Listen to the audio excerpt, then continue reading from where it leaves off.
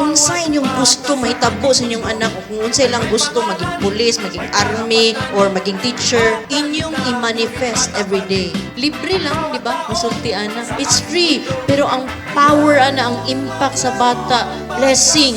Kasi nagamanifesta. So pili ta taga-adlaw unsay gusto na tumugawas sa tong baba. Curse or blessing.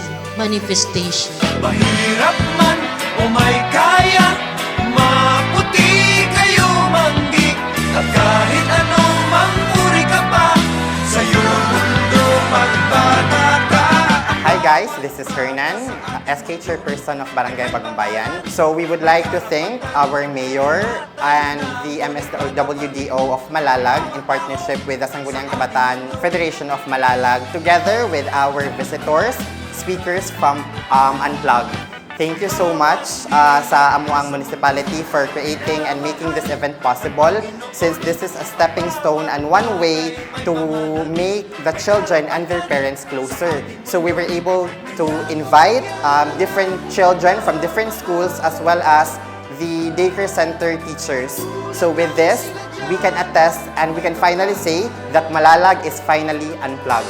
Mahirap man o may kaya, maputi kayo manggi, at kahit anong manguri ka pa, sa'yo ang mundo magbata ka.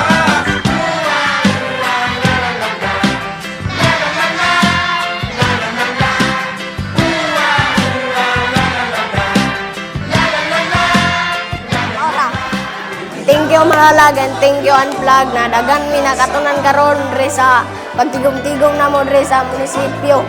O dagan yun mi nakatunan sa mga barkada.